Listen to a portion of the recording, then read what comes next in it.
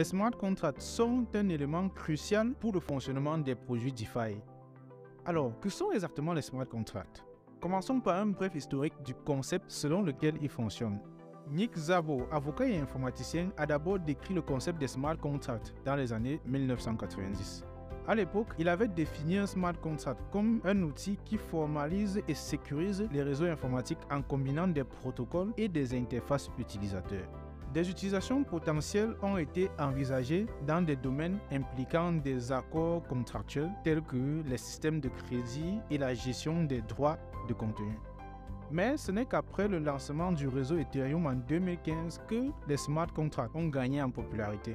Dans le monde des crypto-monnaies, un smart contract fait référence à un programme informatique auto-exécuté sur la blockchain lorsque des conditions prédéterminées sont remplies. Ces règles sont prédéfinies par code informatique qui est repliqué et exécuté par tous les nœuds du réseau. Les smart contracts blockchain permettent de créer des protocoles sans besoin de confiance. Cela signifie que deux parties peuvent prendre des engagements via la blockchain sans avoir à se connaître ou à se faire confiance.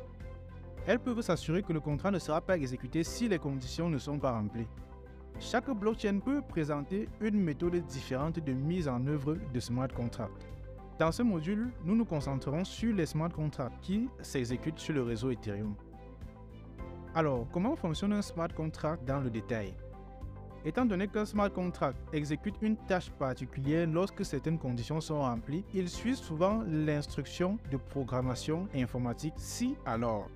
Un smart contract contient des lignes de code informatique qui disent si la condition X est remplie, alors Y sera exécuté. Veuillez noter que malgré la terminologie, les smart contracts ne sont pas des contrats juridiques. Il s'agit simplement d'un code informatique exécuté sur la blockchain. En fait, les smart contracts existent de sorte que les contrats juridiques n'ont pas besoin d'être conclus.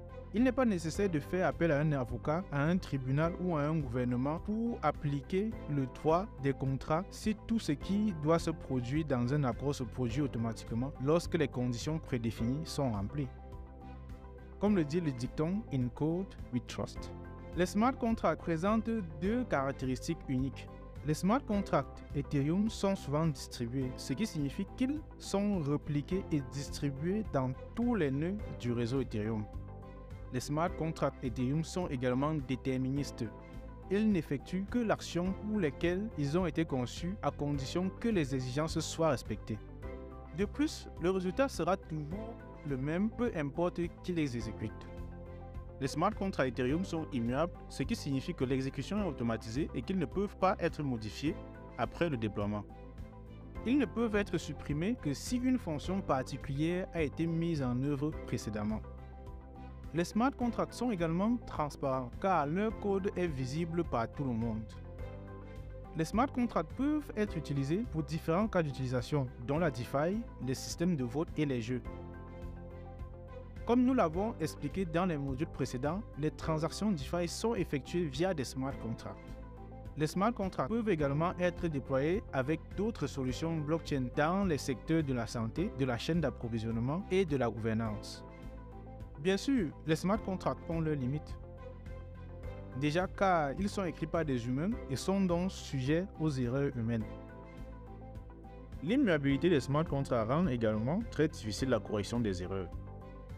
Par exemple, des millions de dollars ont été volés lorsqu'une organisation autonome décentralisée DAO, appelée de DAO, a été piratée en 2016. Les pirates ont profité des défauts du code du smart contract. Comme le smart contract était immuable, il était difficile pour les développeurs de corriger le code et il était impossible d'inverser la transaction frauduleuse sur la blockchain. Cela a finalement conduit à un hard fork, donnant naissance à une deuxième chaîne Ethereum. Passons aux dApps. Comme vous l'avez probablement deviné maintenant, les dApps sont des applications qui s'exécutent sur les réseaux blockchain. Les dApps peuvent exécuter des fonctions similaires aux applications de votre téléphone ou de votre ordinateur, mais le système sur lequel elles sont exécutées est différent. Les dApps s'appuient sur des smart contracts sur un réseau distribué pour fonctionner, contrairement aux applications mobiles standards qui reposent sur des systèmes centralisés.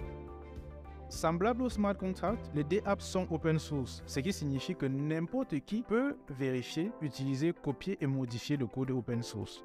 Toutes les informations concernant les dApps sont cryptographiquement sécurisées et stockées sur une blockchain publique décentralisée gérée par un réseau de nœuds. Une autre caractéristique des dApps est qu'elles sont accessibles avec des tokens cryptographiques. Aujourd'hui, le terme dApps fait généralement référence à toutes les applications qui ont des fonctionnalités de smart contract et s'exécutent sur des réseaux blockchain. Vous pouvez considérer les smart contracts comme un composant essentiel des dApps, tandis que les dApps sont le produit qui offre une expérience d'application complète aux utilisateurs.